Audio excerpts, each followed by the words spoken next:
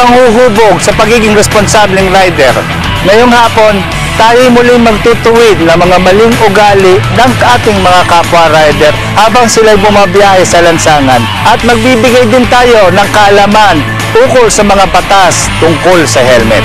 Tayo ay muling makakakilala ng isang grupo na ehemplo pagdating sa pagtulong sa kapwa. At syempre, makakapanayam din natin ang isang motorcycle enthusiast mula po sa motorcycle industry.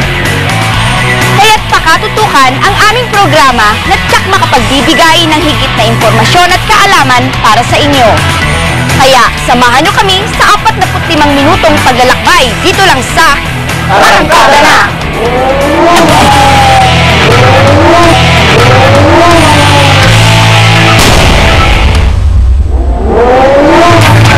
Nakakalungkot talaga yung balitang to. Yung na-aksidente na malubha dahil sa hindi nakasuot ng helmet. Oo, kasi hindi gumagamit ang helmet eh. Sa pagpapatuloy ng pagbibigay alam tungkol sa helmet, i-remind naman tayo ng mga batas ukol dito sa Rider's Tips.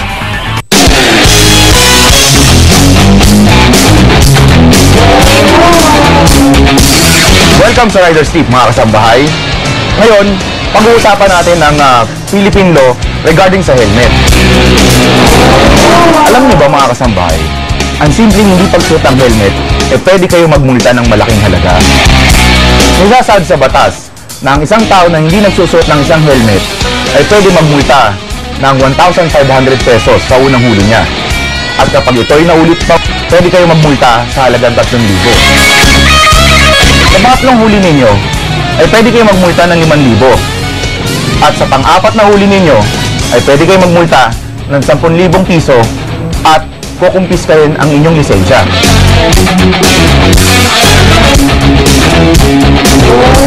Ang pagbebenta ng mga substandard na helmet na walang kaukulang ICC stickers o PS Mark stickers ay pwede kayong magmulta sa halagang 3,000 piso, 5,000 piso at hanggang 10,000 piso. Sa pagbili niyo po ng inyong helmet ay meron pong ICC sticker mark.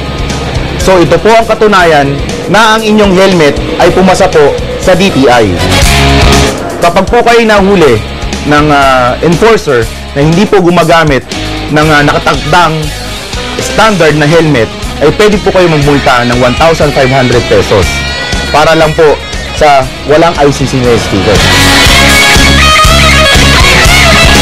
So ugaliin po natin na bumili, magsuot ng mga standard na helmets para hindi po tayo maabala sa ating mga pang-araw-araw na paglalakbay. Yan po, mga kasambahay. Sana po meron po kayo natutunan ngayong araw na ito. Ako po ang inyong lingkod, Titan Hawk. Dito lang po sa Rider Tips.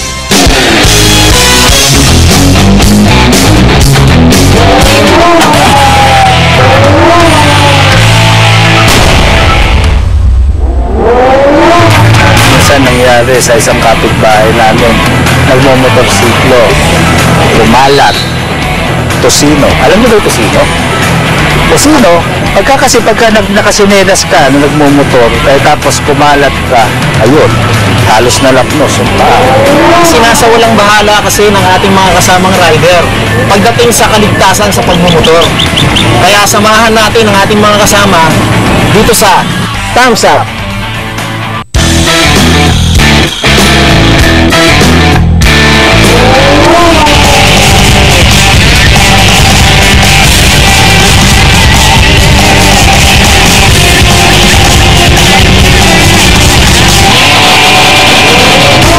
Naman tayo sa mga kapwa nating motoristang pasaway.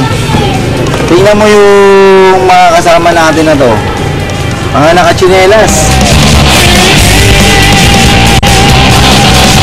Hindi ba nila alam na may violation dyan sa pagsusot ng chinelas? Tsaka napakadelikado Hindi po kasi safety pag nakachinelas Tama, kasi pag nakachinelas ka, once na nadisgrasya ka, tumama yung paa mo, wala tayong magkula talaga siyang protection. Bagong paa sa palengke, di ba? Yan yung tinatawag dito sa Arangkada na thumbs down. Ano ba ang dapat? At least, dapat ang suot mo is closed shoes. Protektado ang paa natin.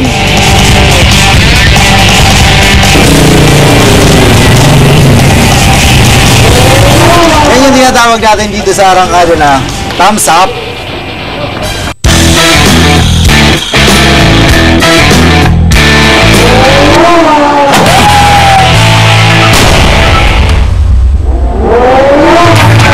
Isa sila sa pinagmamalaki ng riding community pagdating sa pagtulong sa kapwa. Kaya make way at dadaan na ang grupong Humanitarian for Emergency Response Operation Elite Society o ang tinatawag na HEROES. Dito lang sa Kami Naman.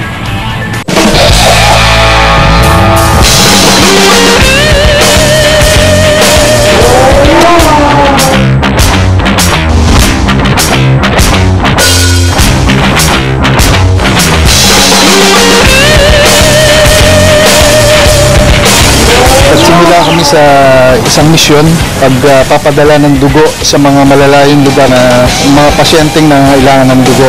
Hindi namin inaalintana kung gaano man kalayo ito, pero inihatid namin ng diretso doon sa pasyente ang dugo na manggagaling sa dugong alay, dugtong buhay.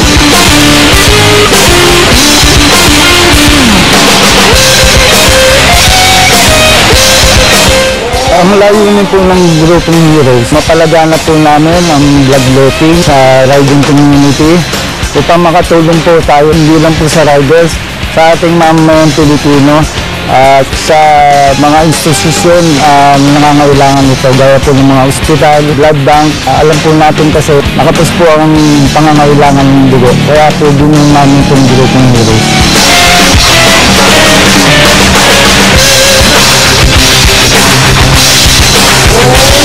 Kaming mga elite boys, nasa 20 po kami. Then yung aspirants, ongoing po, nasa 80 plus po yung aspirants. So marami pa pong nag-aspire na makijoin sa aming group. Yung current status po namin ngayon, okay naman po kami. Intact naman po yung group. Future plan po namin, mapalaganap nga po namin yung bloodletting upang matulungan po ang mga bawat mamamayan na nangangailangan po ng dugo at ng aming tulong. May mga nakaline up na bloodlettings. Ito yung sa mga clubs na nakakausap namin at sila naman din willing na mag-partake dun sa pinopropose namin na bloodletting. Ang unang konsepto is puro riders lang talaga. Kaya lang, since halos lahat ng riders ay nakapag-donate na, mas maganda siguro kung involve natin ang community kung saan ginaganap ang bloodletting. Inimbitahan po namin lahat ng mga riders na may mga puso sa pagtulong sa kapwa. Gawin po natin ito ng gamit ang ating mga motorsiklo. Palaganapin natin ang pagtulong sa ating kapwa, palaganapin natin ang kabutihan sa mga riders. Subukan nating alisin sa paningin ng ibang tao ang masamang impresyon tungkol sa mga riders. Ipasok natin ang kabutihan loob at palaganapin natin ito sa ating kapwa. Riders man o hindi, tulungan natin sila.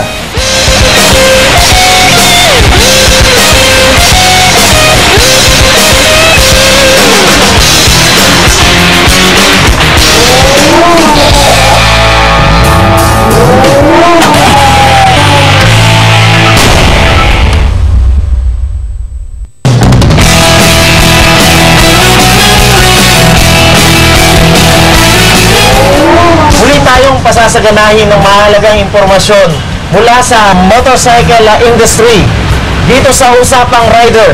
At syempre, I'm so proud dahil isang motorcycle enthusiast na may malaking gampani ng ating panauhin ngayon. Ito ay sa Champ, di ba? Huwag kayong maingay mga ka-rider ha. It took me time para imbitahan siya. Crush ko to eh. Anyway, without any further ado, I would like to introduce to you the Secretary General of Champs, Miss Alice Nicolongan. Good afternoon, guys. Good afternoon. Thank you for coming out. Viewers, I'm so proud and happy and congratulating you for the initial airing of your show, Arangkada Na. Yes, thank you. So, let's start the ball rolling na siguro. So, ma'am, okay, what is Champs? Okay, CHAMP is an association of the motorcycle manufacturers and assemblers. The connotation of CHAMP is simply Chamber of Assemblers and Manufacturers of Motorcycles in the Philippines.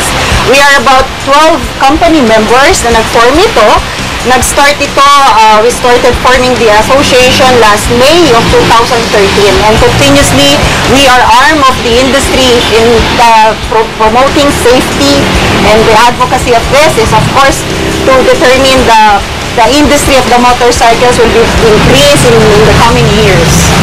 So, napakalaki palang gampanin ng posisyon mo, ma'am, dito sa Champ. Well, actually, my bosses are. How come na napasok tayo sa ganitong klaseng responsibilidad? Well, I've been with the industry for such a long time, siguro, with all the experiences and dealings with some riders, manufacturers, assemblers, and some of the government of the offices na directly concerned sa asosasyon namin.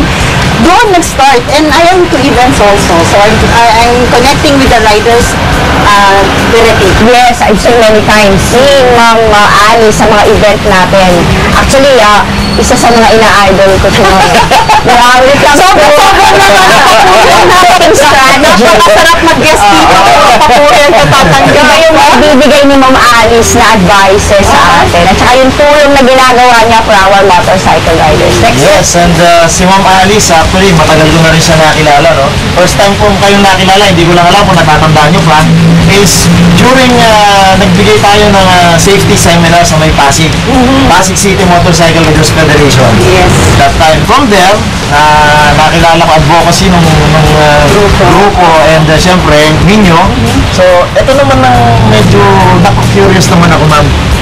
Paano po kayo na-involved sa motorcycle industry o sa larangan ng pagmumotor? So it's a brief history of what History ng buhay ko kung bakit ako napunta sa pagmumotorsiklo is actually I'm not a rider itself per se, but my heart siguro it was, yes, I have a passion sa pagmumotor, and of course dealing with the riders like you guys. I've met you before in some of the, yun nga sinabi mo, it's an advocacy also for me na makatulong. Doing safety seminars in the past years during my event times, nakakadaong palad ko ang mga kapwa nyo riders, and I know yung hunger ng mga Filipino riders na matuto pa ng tama at ng safety, ng tamang pagmumotor na safe para sa kanila.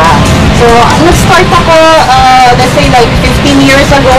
I've been with the other association na nagkaroon din ng passions with the motorcycle, na magkaroon din sila ng mga tamang advokasya para ma-promote ang safety at ang continuously ang paggamit ng motorsiklo dito sa Pilipinas.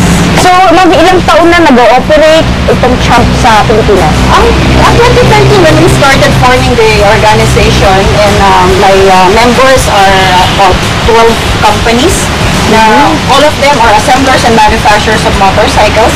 So they decided to form this para of course naman makatulong din sa ating gobyerno na ma-pursue pa ang paggamit ng motorsiklo. Who are these companies? Sila ba yung mga foreigners or mga Filipino-based? Filipino-based. Filipino-based. Okay. Okay, ma'am. So, ang sinasabi natin dito is you do safety riding sa mga riders. So, siguro through this program na rin is sana makatulong din tayo na parang pwede natin i-promote yung kung ano yung ginagawa ng sa Champs na kasi nga is buong Pilipinas na po ba itong pagtuturo niya na safety riding? Actually, nandito po lang kami sa pagpaplano. Last May of 2014, we started doing an event for the motorcycle riders and enthusiasts. We held it at the Mega Tent in Libis, Quezon City. We featured the products of our member companies. Nakita rin naman nila rito because we featured siguro a little bit of the safety seminar, but one of the project ng CHOP this coming year 2015 onwards is to do it on Luzon, Visayas, Mindanao. So it's a series of events all over the So aside from doing the promotions of our products to the market, magagawa din kami ng mga safety seminars.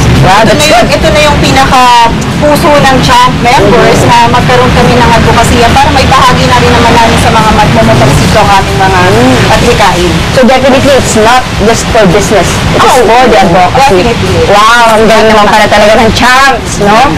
Speaking of advocacy rin, medyo babato na tayo ng mga maiinit. Oo, masyadong malamig. Dapat 45 Masyadong mabinaw. Parang natin yan.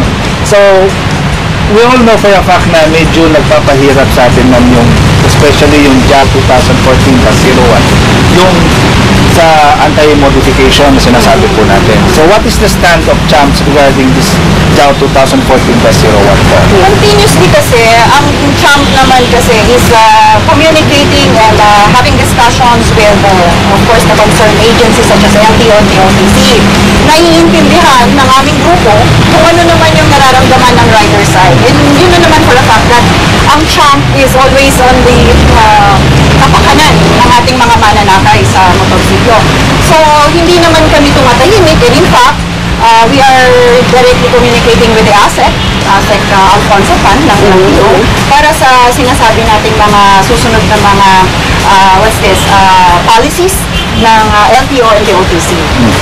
Kasi nga raw po, sabihin na natin, ang pagkuha ng isang motor, napakamura eh. At yung mga ganong Lalo na sa installment plan, di ba? diba? Napakababa ng down payment. 2,500, alam ko, 2,500, 3,500, nakakakuha ka na ng motor. Tama. Sa akin lang naman po siguro is mere suggestion na baka po pwedeng isama po natin sa why not yung bang parang pagka bumili ng motor, may nakalagay na yung kahit CD about safety riding. Yeah. Karamihan, actually the idea came from, kay Oliver din yun, sabi sa akin yung ganang idea na in which sana po is parang baka po pwede pong isama po. Marami college, yung sinasabi mo sa akin ay hindi na bago.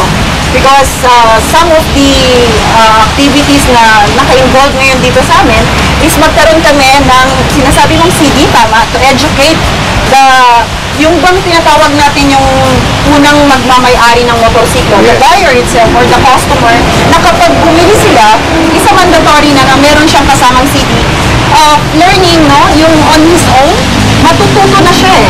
Kasi papanoorin niya lang yung CD, di ba? Nalalaman niya na kung ano ang tamang paggamit ng motorsiklo, how to operate the motorcycles, the proper riding of motorcycles, and of course, the safety on the road.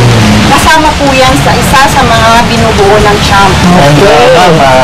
Gusto ko rin malaman ninyo na nagsimula yung aking advocacy with motorcycle riding is nung time na nag-seminar, nagbigay yung seminar sa Pasig. Wow, naka-influence Bigyan ng jacket yan. Bigyan ng jacket. Through my mentor, Sir Alex Vicario, nakilala ko po kayo. And ito po siguro bilang isa sa naging saksi na nahikayat niyo po para sa isang tamang pagmumotor. Siguro po, bigyan po natin ng konting mensahe naman po at mahikayat din natin ang ating mga nanonood. Mga kapwa natin Regarding sa pagmumotor po at tamang pagmumotor. Okay. You guys out there na nanonood ngayon na arangkada na hindi po ako bihasang magmotorsiklo, pero sa haba ng taon at panahon, I've been here with the industry of the motorcycles and dealing with all the riders na alam nyo po na napamahal na rin po sa akin because I've been with them sa lahat ng mga events, sa lahat ng mga activities nila. At once, umikot po ako sa Luzon, Visayas, Mindanao para magturo po, not me, but I have all the supporters from the people behind na nakakapagbigay ng kaalaman sa tamang pagmumotorsiklo. Nais ko lang po kayong palalahanan na sana po ay gampanan po natin at maging tayo po ay motorcycle rider responsible sa daan at sa tamang paggamit, respeto sa pedestrians at sa kapwa natin motorista. Wow! Thank you so much for that wonderful. Maraming salamat po, ma'am. For having me. Okay, so Marami tayong natutunan. maraming salamat, ma'am. Thank you so much. Thank Good you. luck. Good luck. Thank you po, ma'am. Good luck. Okay, ayan, naku, ang dami nating tsak na natutunan at mga informasyon na binihagi sa atin ng ating panauhin si Ma'am Alice. Thank you. At magbabalik po ang arangkada na.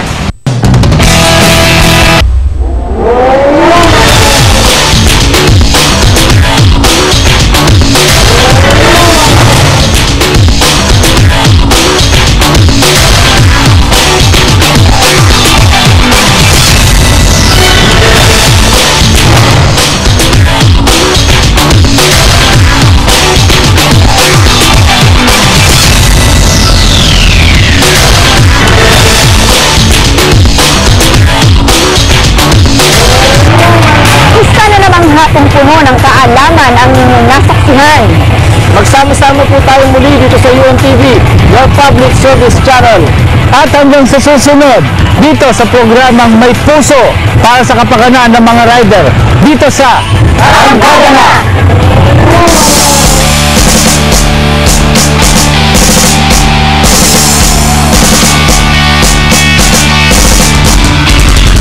Ay maglalakbay, kapatid na mananakay.